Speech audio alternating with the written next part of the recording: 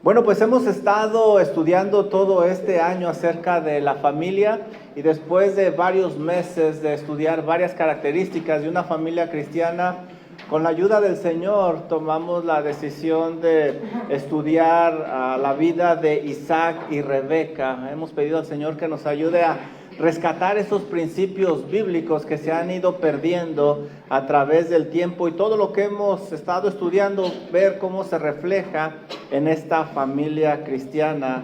Y bueno, es de mucho ánimo haber estudiado acerca de Isaac y Rebeca, pero el día de hoy vamos a ver un poquito acerca de la obediencia que deben de tener los padres al educar a los hijos. Y para eso, por favor, ve conmigo a Génesis capítulo 25. Génesis capítulo 25. Y vamos a estar nosotros en los versículos 23. Vamos a empezar en el 23.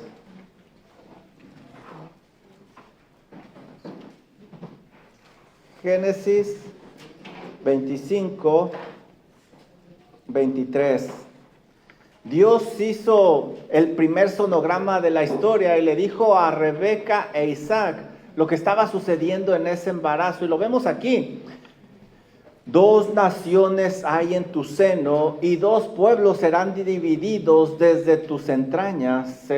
Un pueblo será más fuerte que el otro pueblo y el mayor servirá al menor. Eso va a ser clave. El mayor servirá al menor. El Señor le reveló a esta pareja que les iba a dar la bendición de tener gemelos, pero también les dijo que había escogido al hijo menor como el líder. El hijo mayor serviría al menor, y cuando nosotros leemos esto, no se nos hace muy relevante, la verdad, porque en nuestra cultura occidental, especialmente entre los hispanos, muchas veces los hijos mayores se sacrifican por los hijos menores. Quizá ya en esta generación no es así, pero conozco varias personas donde el hijo mayor trabajaba para poderle pagar la escuela a su hermanito menor. Pero en la cultura bíblica, en el Antiguo Oriente, esto era revolucionario porque rompía las reglas culturales y tradiciones de aquella época, porque le estaba dando la bendición de la primogenitura al hijo menor. La primogenitura en el Antiguo Oriente era una institución legal y religiosa extremadamente respetada. El hijo varón tenía grandes privilegios. Dice la Biblia que el que tuviera la bendición de la primogenitura tenía una doble porción de la herencia. Recibía el doble que los otros hijos. No solo eso, también la Biblia nos enseña que tenía autoridad en la familia. Llegaba a morir el padre y entonces el hijo mayor era el que decidía qué se tenía que hacer en la familia. También nosotros vemos en la Biblia que obtenía la bendición espiritual del linaje que están en la familia del pacto. Todo esto es revolucionario para ellos. Nosotros lo leemos y no nos hace mucho sentido. Bendición espiritual del linaje. Bueno, esto necesito explicarlo, pero nada más se los digo así rápido. El derecho del primogénito era el cimiento del orden familiar de aquella época en la sociedad patriarcal. La inversión de este orden, cuando el Señor les dice estas palabras, debió ser algo escandaloso para ellos. Por lo tanto, Rebeca, como madre, e Isaac, al educar a sus hijos, tendrían que ir en contra de las normas jurídicas, culturales y sociales de aquella época. Ella tendría que decidir entre las normas de la sociedad o lo que Dios claramente le había establecido, que el hijo menor iba a ser superior al mayor y que iba a recibir la primogenitura. A lo largo de las Escrituras, Dios demostró que Él ha escogido soberanamente y no conforme a las tradiciones de la época. Sabemos nosotros que escogió a Abel sobre Caín, a Isaac sobre Ismael, a Jacob sobre Saúl, a José sobre sus hermanos, a David sobre sus hermanos mayores. Así es de que cuando el Señor escoge a Esaú, nos muestra que el Mesías no vendría por méritos humanos, sino por decreto divino. El que el hijo mayor sirviera al menor tenía grandes implicaciones en la crianza. Déjenme darles algunos ejemplos. Aquí nosotros vemos con esto que Dios tiene el derecho soberano de elegir cómo va a cumplir sus propósitos en nuestros hijos. Dios decidió que el mayor iba a servir al menor y tiene todo el derecho. Por lo tanto, no importa que se inclinaran por Esaú, había que respetar lo que Dios había dicho, que Jacob iba a ser el que recibiría la primogenitura. No importaba qué planes o deseos tenían estos padres para sus hijos, Dios ya había establecido quién iba a ser el mayor, y el mayor iba a ser Jacob, el que iba a recibir la primogenitura. No solo eso, con esto nosotros vemos que el creyente debe de someterse a la voluntad de Dios, aunque todos vayan en una dirección opuesta. Aunque todos vayan en una dirección opuesta, el creyente se somete a la bendición, a la dirección, a la sabiduría de Dios. Por lo tanto, no importaba qué tanta presión pusiera la sociedad o la gente, Jacob debía de recibir la primogenitura. No importaba que sintieran esa presión o que los señalaran o que los criticaran, era más importante obedecer a Dios. Otra cosa que nosotros vemos con esto que estamos leyendo es que los padres deben de buscar el propósito de Dios para cada hijo y no buscar el propósito de ellos o lo que nosotros queremos para nuestros hijos. Lo más importante es el propósito de Dios, como aquí ya les estableció. Por lo tanto, había que educar a Jacob para recibir esa primogenitura y debían de educar a Esaú para que también él respetara lo que Dios había establecido. No importaba qué planes o deseos tenían para cada hijo, lo importante es seguir el plan divino. En esta época la cultura de la primogenitura pues ya no la tenemos, ya no existe usualmente, creo yo. Pero sigue habiendo implicaciones para nosotros. Número uno, ¿qué implicaciones podemos encontrar nosotros aquí o qué principios podemos encontrar? Nosotros no determinamos el llamado para nuestros hijos. Lo que nosotros hacemos es descubrirlo. No determinamos el llamado de nuestros hijos. Dios ya determinó ese llamado y lo que nosotros tenemos que hacer es descubrirlo. La manera de descubrir ese llamado es a través del estudio de la palabra de Dios, a través de la oración y a través de la madurez espiritual. Pero nosotros no determinamos el llamado, sino que lo descubrimos. Número dos, Dios ya dijo cómo debemos de criar a nuestros hijos. Dios ya estableció la crianza de nuestros hijos. Lo que nosotros tenemos que hacer es seguir los principios que ya hemos estudiado. Por ejemplo, en Efesios 6:4, Deuteronomio 6, del 6 al 9, ya lo estudiamos, ya lo vimos. Dios dice cómo debemos de educar a nuestros hijos. Entonces hay que permanecer en lo que la Biblia dice, no en lo que dice la cultura. En esta época nos estamos enfrentando a situaciones muy peligrosas que redefinen la identidad, la moral, la estructura de la familia. La cultura no nos va a decir cómo educar a nuestros hijos. Nosotros vamos a ir a la palabra de Dios porque Dios ya nos lo estableció, ya nos lo dijo como se lo dijo a Isaac, a Rebeca. La autoridad que tenemos nosotros es una autoridad delegada. Nosotros no tenemos autoridad propia sobre nuestros hijos. Tenemos la autoridad que Dios nos da. Es una autoridad delegada para dirigir a nuestros hijos. Y no se nos debe de olvidar eso. ¿Está conectado? Okay. ¿Cuál es? Fellowship Hall. Y este es el número 1. Ahora me voy para allá. Siempre me pasa algo, ¿verdad? Cuando no es la pluma, es el micrófono. Dios ya dijo cómo vamos a educar a nuestros hijos, como se los dijo a ellos. Nosotros tenemos la responsabilidad de vigilar la educación de nuestros hijos, especialmente cuando ellos se mueven en un ámbito secular. Decía Bodhi Bhakam en su libro Family Driven Faith: si dejas que el César críe a tus hijos, no te extrañe que el día de mañana regresen vestidos de soldados romanos. Tienes que vigilar la educación de tus hijos. ¿Qué se les está enseñando? ¿Qué se les está diciendo? Debes de estar al pendiente todo el tiempo. El Señor ya estableció cómo debemos de criar a nuestros hijos. No debemos de confiarle esa enseñanza a nadie más.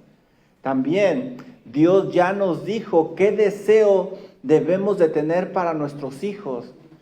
Ya nos lo estableció en la palabra de Dios. Y el deseo de Dios es que nuestros hijos sean discípulos del Señor Jesucristo. Ese es el deseo, ese debe ser nuestro objetivo principal, que este niño, que esta criatura sea para la gloria de Dios, que sea un discípulo del Señor Jesucristo. Esa debe de ser nuestra meta. Cada don, cada talento, cada inclinación natural debe de ser usada con el propósito de dirigirlos al Señor Jesucristo para que le glorifiquen, para que le amen. ¿Qué sucedería si Isaac y Rebeca tuvieran otros planes para sus hijos? Que dijeran: Señor, pues usted no entiende la cultura, no entiende lo que sucede. Más adelante lo vamos a ver.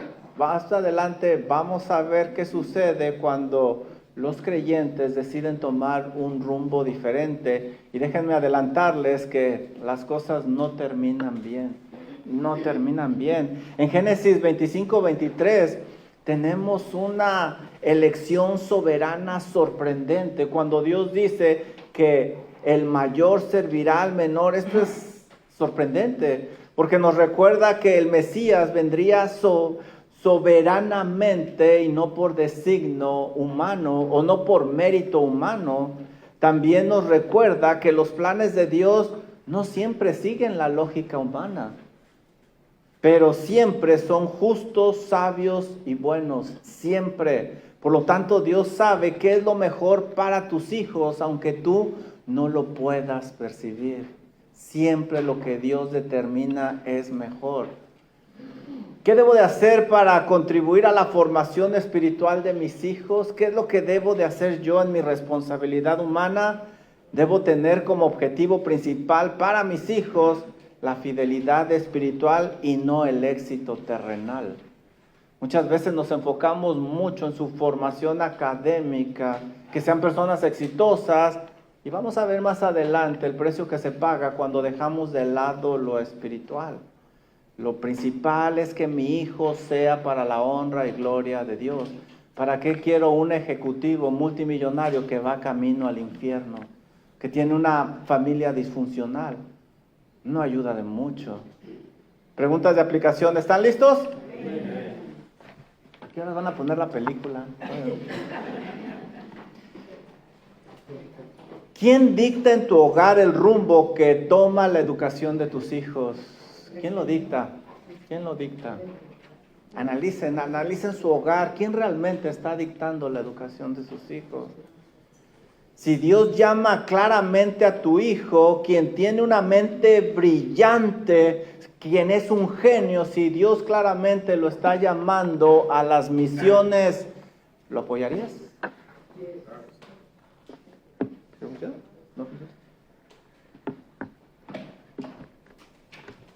¿Lo apoyarías?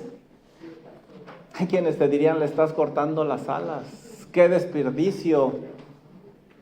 ¿Lo apoyarías realmente? Ahí se los dejo de tarea. Están muy pensativos. Vamos al siguiente tema.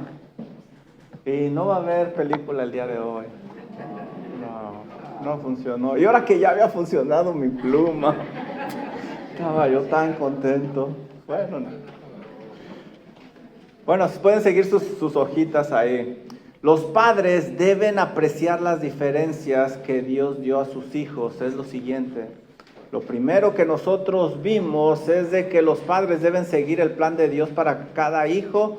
Lo siguiente es que debemos de apreciar las diferencias de nuestros hijos. Miren lo que dice Génesis 25 en los siguientes 2 versículos. ¿Qué hijos envió Dios a Isaac y Rebeca? Cuando se cumplieron sus días para dar a luz, he aquí que había gemelos en su vientre. Y salió el primero rubio, y era todo velludo, como una pelliza, y llamó su nombre Esaú. Versículo 26, después salió su hermano trabada su mano del calcañar de Esaú, y fue llamado su nombre Jacob. Y era Isaac de edad de 70 años cuando ella los dio a luz, 60 años cuando los dio a luz. Versículo 27, una jovencita, era una muchachilla.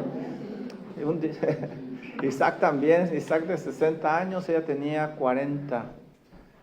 Versículo 27, y crecieron los niños, y Esaú fue diestro en la casa, hombre del campo, pero Jacob era varón quieto, que habitaba en las tiendas. ¿Se fijan la gran diferencia de estos hijos? La Biblia lo deja bien claro. Uno era rubio y velludo. Este no era un simple detalle biológico, sino que tiene un propósito teológico y simbólico en este texto.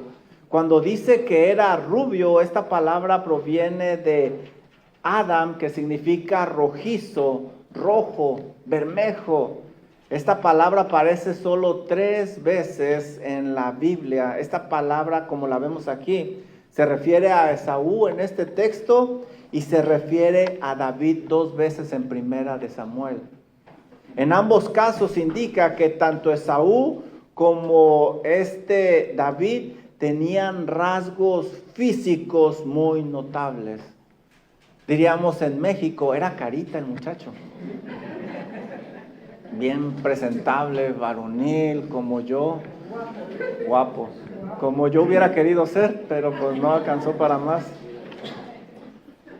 Esta palabra también nos indica, esta palabra se deriva también de Adán y nos indica que fue tomado de la tierra y tiene un símbolo espiritual, simboliza que lo atractivo para Esaú iba a ser lo terrenal. Mientras que Jacob, quien se agarró del talón del primogénito, que era Esaú, no se dan rasgos físicos, no se dice nada de lo físico de él. Jacob se aferra de las bendiciones espirituales, aunque nació en segundo lugar, pero esta simbología nos indica que Esaú iba a tender a lo terrenal, no a lo espiritual. No se dan detalles de la apariencia de Jacob, no se dice nada de él. Moisés no indica cómo era él, y esto también es intencional.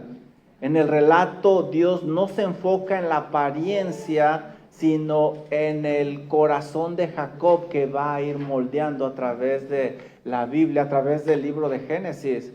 Jacob no se destaca ni por su físico, ni por su fe, porque sería un engañador. Jacob se va a destacar en el libro de Génesis por la elección que Dios hace sobre él, la elección divina y la obra transformadora que va a hacer en el corazón del engañador. Por eso no se dan rasgos. Dios mandó a esta familia 2 hijos diferentes, muy diferentes. Y vemos que esas diferencias no nada más eran físicas, eran de carácter también. Esaú, rubio, es decir, atractivo, fuerte, varonil, y Jacob, no se da ninguna descripción.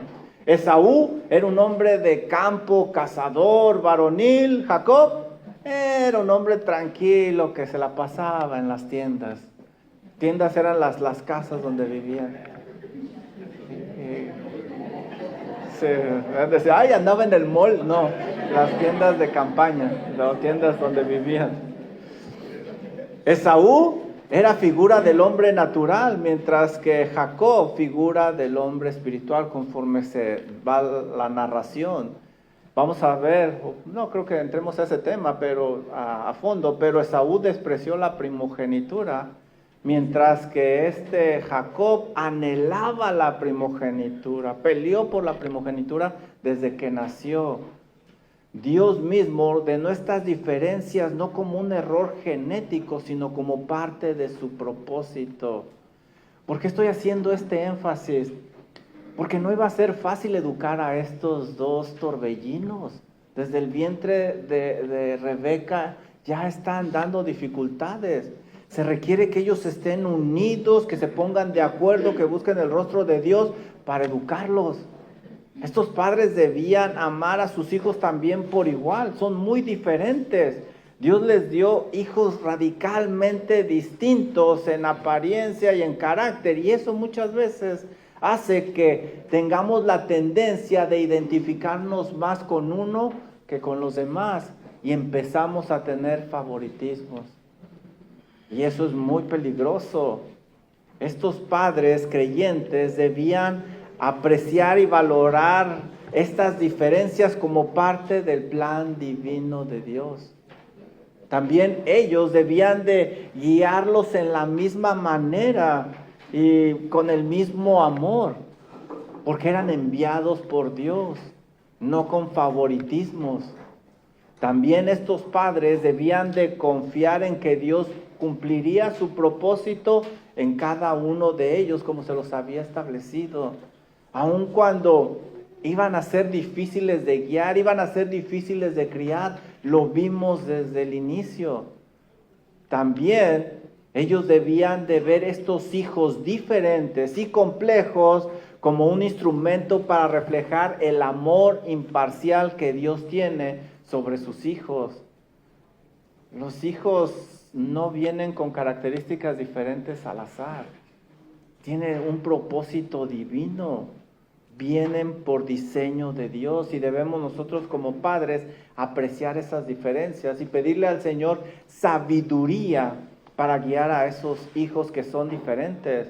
Debemos de amarlos como Dios ama a sus hijos imparcialmente. Y es muy común que nosotros amemos más al que se porta bien.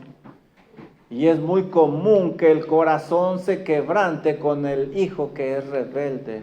Eso es imparcialidad y no es bíblico. Debemos de criarlos igual, con el mismo amor. Dios envía a los hogares a estos hijos en una manera adecuada, no es un error. Dios sabe cuántos, cuándo y cómo te va a dar cada hijo. Él lo sabe en su sabiduría, en su providencia. El Señor sabe qué características debe de tener cada uno de esos hijos. No es error, no es coincidencia, es un diseño divino. Recuerda que los hijos no vienen por accidente. Dice Salmo 127:3. He aquí, herencia de Jehová son los hijos, cosa de estima, el fruto del vientre. Y los hijos que tuvieron Isaac y Rebeca fueron hechos a la medida de ellos. ¿Qué debo de hacer para contribuir a la formación espiritual de mis hijos? Debo de amarlos a todos por igual como Dios ama a sus hijos. Los debo de amar por igual. Y cometemos el error. Nuestros hijos no son iguales. ¿Por qué no eres como tu hermanito Juan? Tenía que llamarse Juan, ¿verdad? Que se porta. ¿Por qué no eres como Juan? Pues porque yo no soy Juan. ¿Por qué no sacas las calificaciones de Juan? Pues porque no me siento a un lado de un niño inteligente para copiarle como Juan. Pero tendemos nosotros a maleducar. Debemos de amarlos por igual, debemos de darles las mismas oportunidades por igual, los mismos chanclazos por igual también cuando se porten mal. Estoy tratando de pintar el escenario de esta familia para que ustedes vayan pensando lo que necesitan hacer estos padres. Dios ya les dijo cómo van a hacer, lo que deben de hacer y lo complejo que va a ser. Ellos ya deberían de estar pensando, orando y platicando, poniéndose de acuerdo en la educación de estos hijos. Preguntas de aplicación, ¿están listos? ¿Aprecias las diferencias de tus hijos o desearías que fueran iguales? Y a lo mejor algunos dicen, no, pues está fácil, pastor, yo nada más tengo uno. Bueno, pero ese uno a veces se porta bien y lo quieres más que cuando no se porta bien. No, hay que quererlos por igual. Obviamente, hay que educarlos, pero siempre tenemos que querer a nuestros hijos por igual. Siguiente pregunta. ¿Has descubierto el propósito por el cual Dios envió esos hijos a tu hogar? Para disciplinarme, pastor, porque son, híjole, pues ¿qué hice yo? Todo destruyen. Tienen un propósito, cada uno de tus hijos con esas características. Decía John Calvin, los padres deben recordar que los dones naturales de sus hijos son como semillas. Si no son cultivadas en el temor de Dios, van a producir espinos.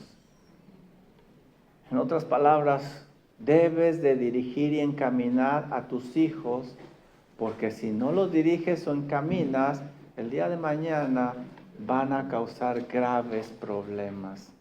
Si tiene mucha energía, esa semilla, encaminarlo para la gloria de Dios. Si tiene mucha inteligencia, esa inteligencia encaminarlo para la gloria de Dios.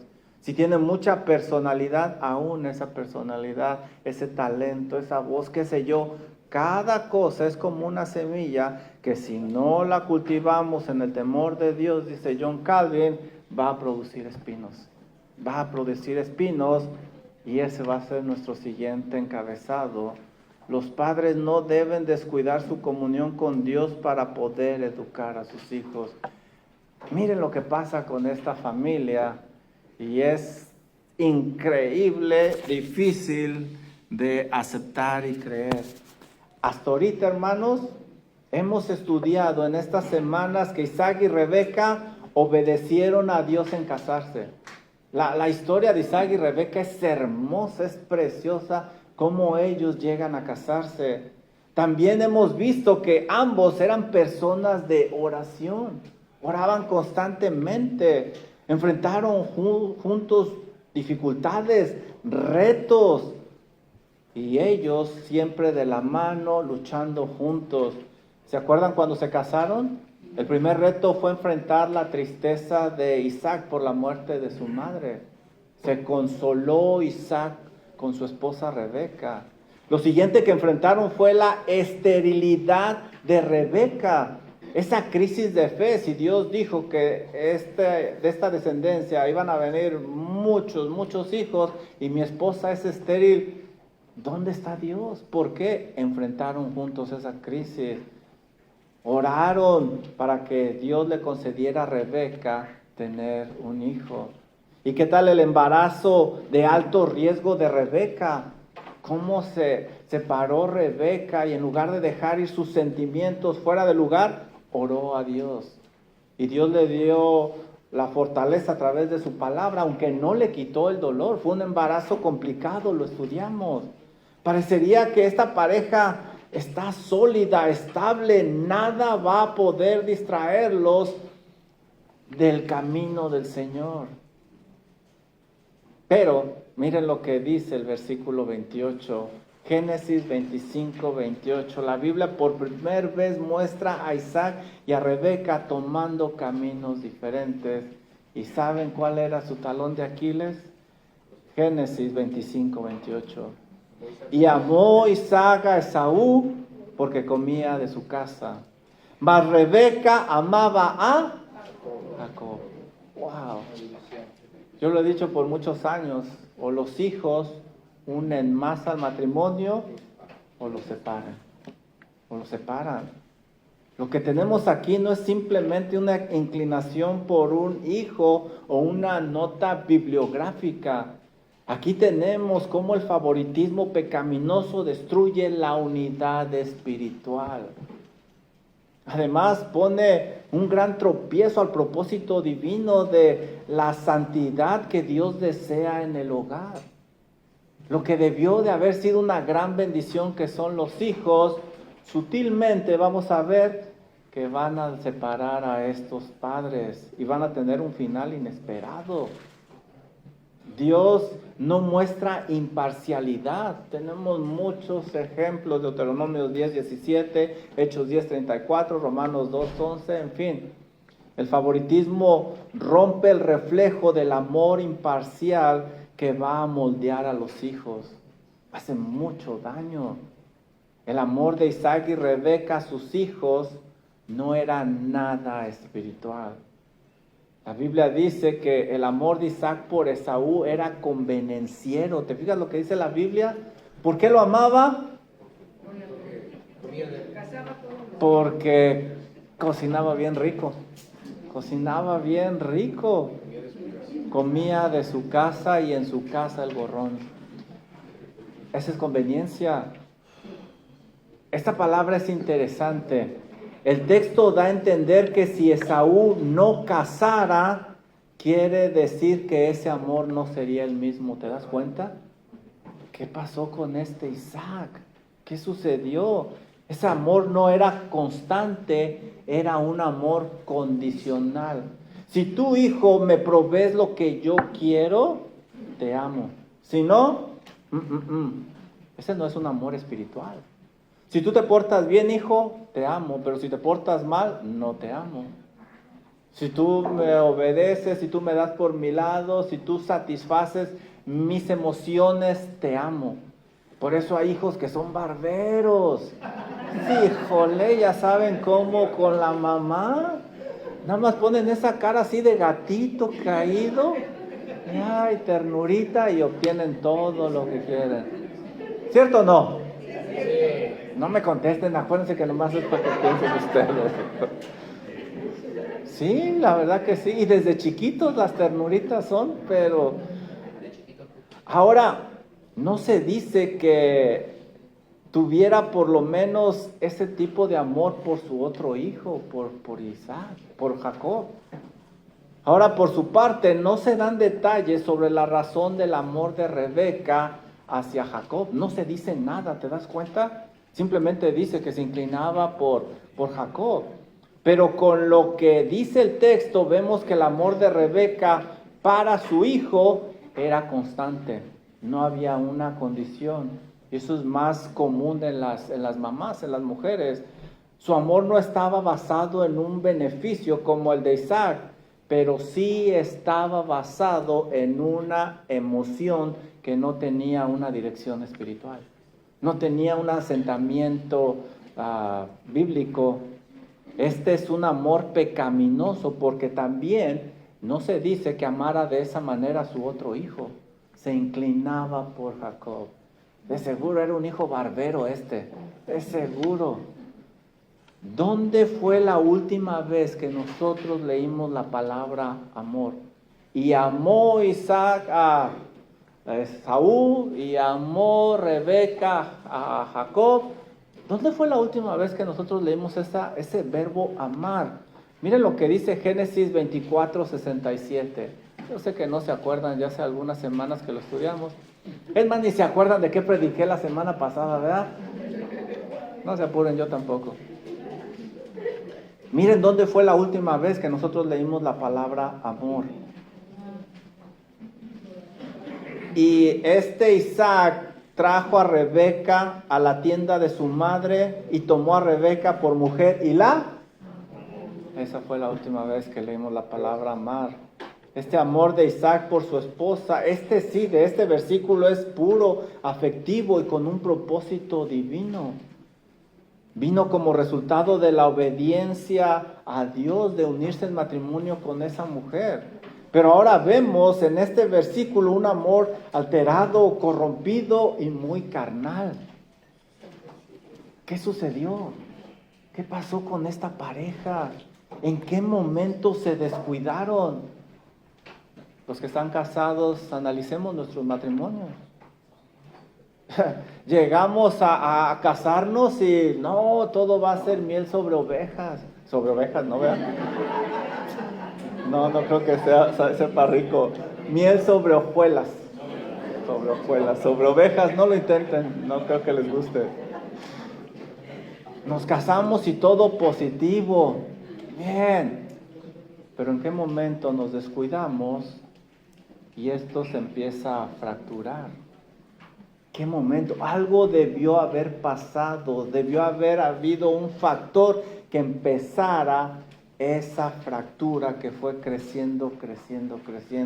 Aquí la Biblia nos está dando claramente cuál fue la fractura en ellos.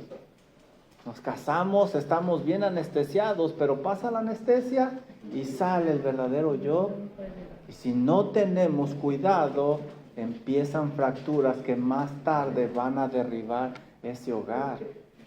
¿Qué sucedió? ¿En qué momento se descuidaron? Vamos a tratar de sacar información de este versículo. Número 1, esta pareja descuidó su amor por Dios. Ahí empezó todo. Lo que nosotros estamos viendo de que amaron más a un hijo que a otro es un reflejo de otro problema. La raíz está en que descuidaron su relación con Dios y ahora el fruto es esto, un amor egoísta, carnal. Esta pareja descuidó su amor por Dios. Al amar Isaac y Rebeca de esta manera a sus hijos, no tomaron en cuenta a Dios. No lo tomaron en cuenta, desde ahí ya vemos el problema. Ya no vemos a esta pareja orando como lo hacían antes, buscando la dirección de Dios. Ya no lo vemos. Ahora, ellos quitaron a Dios de primer lugar y esto genera problemas porque están poniendo a sus hijos, sus deseos. Cuidado que el amor de los hijos no te ciegue a tal grado que ames más al hijo que a Dios. Cuidado, esto es lo primero que observamos, descuidaron su relación íntima con Dios. Número 2, esta pareja no cuidó sus afectos naturales. Es hermoso amar a los hijos, pero tiene que ser a la manera de Dios, no un amor carnal, humano, enfermizo, no. Tiene límites ese amor. Ese afecto natural de los padres en este hogar se corrompió. Es natural amar a nuestros hijos, pero ellos ya están amando enfermizamente. Por esa razón, Isaac y Rebeca terminaron amando más a un hijo que al otro, y no a los dos por igual, porque ambos son herencia de Jehová. Y peor aún, terminaron amando más a sus hijos que a ellos mismos. La persona más importante para mí en esta tierra no son mis hijos, es mi esposa. Es mi esposa y para mi esposa tengo que ser yo. Aunque sea un cocodrilo, tengo que ser yo. Eso es lo que enseña la Biblia. Cuando alteramos ese orden, fracturas van a comenzar como en este hogar. Alterar el orden divino fomenta grandes fracturas. Cuidado que el amor de los hijos no te desvíe de lo establecido por Dios. Número 3, ya vimos que esta pareja descuidó su amor por Dios, esta pareja no cuidó sus afectos naturales. Número 3, esta pareja descuidó la formación espiritual de sus hijos. Esto es bien importante. Ve por favor conmigo a Lucas 2:52. Ve a Lucas 2:52 y me gustaría enseñarte cómo crece un hijo, un pequeñito, y cómo crece otro. Mira lo que dice Lucas 5:52 y cómo no vamos a ir a nuestro ejemplo supremo, que es nuestro Señor Jesucristo. Mire lo que dice Lucas 2:52, cómo creció el Señor Jesús. Y Jesús crecía en sabiduría, es decir, en inteligencia, y en estatura, es decir, físicamente, y en gracia para con Dios, es decir, espiritualmente, y gracia para con los hombres, es decir, socialmente. Ahora regresemos a Génesis 25, 26 y veamos la diferencia. Génesis 25, 26. ¿Cómo crecieron estos muchachos? Ya vimos el ejemplo de nuestro Señor Jesucristo. Ahora veamos cómo crecieron estos muchachos. Génesis 25, 26. Después salió su hermano, trabada su mano del calcañar de Esaú, y fue llamado su nombre Jacob, y era Isaac de edad de 70 años cuando ella, 60 años cuando ella los dio a luz. Y después, versículo 27, y crecieron los niños. Mira bien lo que estamos leyendo, hermanos. Aquí hay un gran silencio que quizá muestra la ausencia de elementos esenciales en la formación de estos hijos. Hay una gran ausencia de formación. Miren lo que dice el versículo 27, y crecieron los niños, es decir, físicamente. Y Esaú fue diestro en la casa, hombre del campo, se le enseñó un oficio. Pero Jacob era varón quieto que habitaba en tiendas de campaña. Le proveyeron un lugar, una habitación, pero es todo lo que se dice. ¿Ven ustedes la diferencia? ¿Ven la diferencia? ¿Pueden ver la diferencia con el crecimiento físico, espiritual, intelectual, social del Señor Jesucristo? Y luego nos preguntamos por qué nuestros hijos son como son cuando crecen. Recuerden, esas semillas tienen que ser regadas con la dirección divina. En la narración se observa un cambio repentino, brusco. Del nacimiento se pasa al estado adulto sin transición, sin descripción formativa. Pero peor aún, no hay ninguna formación espiritual en la vida de Jacob y Esaú. Cero, nada, nothing. Hasta el inglés me salió. No es posible. Peor aún, no hay ninguna característica donde ellos trabajen unidos, oren unidos como lo hacían antes. ¿Y por qué se resalta más esto? Esto se puede esperar de aquellas personas que no tienen una relación con Dios, que no conocen la voluntad de Dios. Pero estos padres que han experimentado el poder de Dios, la dirección de Dios, la providencia de Dios, ponerle más importancia a otras cosas. El crecimiento físico se da naturalmente, mientras que el espiritual, hermanos, requiere instrucción, disciplina y ejemplo. Deuteronomio capítulo 6. No se da naturalmente. El físico sí, crecen y crecen, que híjole. Y más si dejas sin candado tu refrigerador. No, hombre, los muchachos crecen bastante. Pero espiritualmente no crecen naturalmente. Requiere instrucción, disciplina y ejemplo. No lo vemos aquí. No lo vemos aquí. Nuevamente voy a repetir lo que dijo John Calvin y ahora te va a ser más lógica. Los padres deben recordar que los dones naturales de sus hijos son como semillas. Si no se cultivan en el temor de Dios, producirán espinos. Espinos.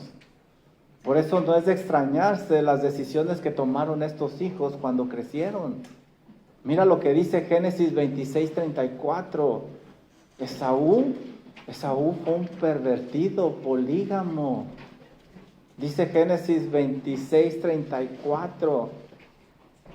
Y cuando Esaú era de 40 años, tomó por mujer a Judith, hija de Beri, Eteo, y también tomó por esposa a Basemat, hija de Elón, Eteo. Y después, si tú lees el capítulo 28, tomaría una más para su harem. Y tomó esa tercera mujer para ver si ganaba el favor de su papá. Ni siquiera sabía cómo llegar al corazón de su padre. Y no nada más eso, versículo 35. y fueron amargura, es decir, le arruinaron la vida a Isaac y a Rebeca, y fueron amargura de espíritu para Isaac y para Rebeca. ¿De quién es la culpa? No lo instruyeron en los caminos del Señor. Le dedicaron el tiempo a otras cosas. No tenían temor de Dios. Ahora, Génesis 27:35. Vamos a ver el otro angelito. Génesis 27:35. Miren lo que se dice de Isaac. De Jacob. Isaac le dice a Esaú, ¿sabes qué, mijo? Vino tu hermano Jacob y con engaño tomó tu bendición. Versículo 36. Y Esaú respondió, bien llamaron su nombre Jacob. Jacob significa engañador. Pues ya me ha suplantado, no una, sino 2 veces. Se apoderó de mi primogenitura y he aquí ahora ha tomado mi bendición. Y dijo, ¿no has guardado bendición para mí? Se convirtió en un engañador, en un usurpador. ¿Y qué tal se llevarían estos 2 hermanitos? Génesis 27:41, miren lo que dice. Y aborreció Esaú a Jacob por la bendición con que su padre le había bendecido. Y dijo en su corazón, no se lo dijo a nadie, pero lo pensó, llegarán los días del luto de mi padre y yo mataré a mi hermano Jacob. Jacob. ¿Dónde comenzó todo esto? ¿Dónde comenzó? ¿Lo vieron ustedes? Nunca formaron a sus hijos en los caminos del Señor como debía de hacer. Y recuerden lo que predicó el pastor Chance en esta mañana. No es suficiente darles la información. Se pueden saber todas las respuestas de memoria, pero si no hay una convicción, no sirve de nada. No sirve de absolutamente nada. Entonces ya vimos que esta pareja descuidó su amor por Dios, descuidó sus afectos naturales, dejaron que se salieran de control. Esta pareja descuidó la formación espiritual de sus hijos, tan importante. Y por último, esta pareja dejó de trabajar en equipo. Dejaron de ser un equipo. El Señor les dijo que iban a tener hijos que iban a ser complejos. Y muchos de nosotros nos damos cuenta de nuestros hijos desde chiquititos. Ya vemos que van a ser una balita. Ya sabemos que tenemos que orar. Ya sabemos que tenemos que trabajar en equipo. El Señor se los mostró, les dijo que iban a tener 2 naciones que competirían. Deberían de haber buscado a Dios en oración para obtener la dirección divina y educar a estos torbellinos. Deberían de haber guiado a estos hijos como Dios les dijo, el mayor serviría al menor y vamos a trabajar juntos, Ani, porque esto no va a estar fácil. Deberían de haber trabajado unidos en la formación de estos hijos. Pero en lugar de hacerlo, invirtieron su tiempo en otras cosas más importantes, pero no en las espirituales. Qué triste y qué torpe pensar que la bendición, la ayuda viene lejos del Todopoderoso, del Dios de misericordia, el sabio. Qué locura, hermanos, qué locura. La falta de unidad entre estos padres deja una fractura en la familia. Nosotros vimos, estaban haciendo su vida juntos, unidos, pero empezaron a separarse y cada quien empezó a hacer su vida por su lado. ¡Qué error tan grande! Dice el comentarista bíblico Warren W. Wiersbe, cuando los padres viven divididos, los hijos crecen divididos. La parcialidad en el hogar engendra conflictos, no comunión. Tú creces dividido a tu cónyuge, tus hijos van a crecer divididos. Y se van a ir al matrimonio pensando que eso es normal, que eso es lo que es común. No, no es normal, no es lo establecido por Dios. El favoritismo, como les decía, no es el problema. Lo que estamos nosotros viendo es el fruto de una semilla que se sembró con anterioridad. Quizá las dificultades en tu hogar, en tu matrimonio, con tus hijos, son resultado de una semilla que se sembró con anterioridad. Tienes que buscar esa semilla. Tienes que buscar esa raíz, porque si tú cortas esa raíz, cae ese fruto. Pero ¿cuál es el problema con nosotros? Que nos enfocamos en los frutos. Nunca va a dejar el árbol de dar fruto. Tienes que ir a la raíz y tienes que cortar esa raíz para que caiga todo ese mal fruto. Eso es lo que se tiene que hacer, pero estos padres, al descuidar su relación con Dios, descuidaron su relación entre ellos. Al descuidar su relación entre ellos, no pudieron estar unidos para educar a sus hijos en una manera saludable. Todo empieza con nuestra relación con Dios. Yo no puedo amar a mi esposa si no tengo una relación íntima con Dios. Al amar yo con Dios, a amar a Dios y tener devoción con Dios, intimidad con Dios, puedo amar a mi esposa. Igual tú, hermana, no puedes amar al cocodrilo de tu esposo si no amas a Dios. Dios te va a dar esa gracia, Dios te va a dar esa sabiduría. Recuerda la gran importancia que tiene nuestra relación con Dios en el matrimonio. Dios debe de ser la prioridad en tu vida, en tu matrimonio, en tu hogar, en todo lugar. Dios va primero. Si algo, esto es bien importante, mis hermanos, si algo te aleja de Dios en lugar de acercarte, eso te hará daño con el tiempo. Si algo, por muy pequeño, tierno, divertido, qué sé yo, te aleja de Dios, eso a largo plazo te va a hacer mucho daño. Si Dios es la prioridad, te vas a preocupar por una formación adecuada de tus hijos. ¿Qué importa que mi hijo sea un genio? Lo importante es que sea un discípulo del Señor Jesucristo. Y si el Señor lo llama a las misiones, adelante. Si lo llama a predicar, hey, Google tiene suficientes ejecutivos, no hay problema. Pero yo quiero que mi hijo sea un discípulo del Señor Jesucristo, porque ahí es donde está la plenitud de vida, ahí es donde está la bendición. Es más importante su formación espiritual que su diversión, que su educación académica. Lo más importante es su vida espiritual. Si Dios es tu prioridad, la formación de tus hijos debe de ir acompañada de tu cónyuge.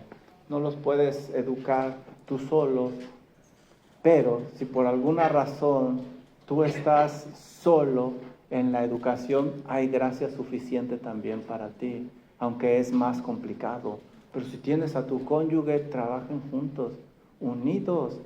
Dice Bodhi Bhakam lo siguiente: la mayor fuente de seguridad que tienen nuestros hijos en este mundo es un matrimonio entre sus padres que honren a Dios y esté centrado en Cristo. Si tu matrimonio está centrado en Dios, esa es la mejor protección que pueden tener tus hijos. ¿Qué debo de hacer para contribuir a la formación espiritual de mis hijos? Debo consagrarme junto con mi cónyuge a Dios siempre, para que podamos educar a nuestros hijos. Debo consagrarme a Dios junto con mi esposa para que podamos educar a nuestros hijos. Preguntas de aplicación, ¿están listos? Amén. ¿Qué es lo más importante en la formación de tus hijos? No me lo digas, sé honesto contigo mismo. ¿Educación académica, diversión o madurez espiritual? Piénsalo. Y después de eso, ve dónde estás invirtiendo tu tiempo y eso es lo que te va a dar la respuesta correcta y adecuada. No, pastor, pues la madurez espiritual. Sí, ¿cuánto tiempo les enseñas Biblia? ¿Cuántas veces vienes a la iglesia? ¿Cuántas? Sé honesto contigo mismo para que puedas educar a tus hijos bien. Por cierto, esto no habla de perfección, obviamente que no habla de perfección, pero sí de un esfuerzo para que nuestros hijos crezcan en los caminos del Señor. Si el día de mañana ellos toman otra dirección, podemos estar delante de Dios y decirle: Señor, yo le di ejemplo, yo le di tu palabra, Señor, me esforcé, lo demás ya está en sus manos, pero no puede venir y decir, no me enseñaste, no me dijiste, como en el caso de Isaac y Rebeca, que no vemos que estuvieron o se esforzaron por sus hijos. Siguiente pregunta. ¿Están madurando juntos tú y tu esposa o cada uno está haciendo su vida por su lado? ¿Están yendo ustedes juntitos madurando o cada quien por su lado? Ya vimos la importancia de la unidad, la madurez. Siguiente pregunta. ¿Están listos? ¿Están trabajando juntos para la formación de sus hijos o cada uno está educando por su lado?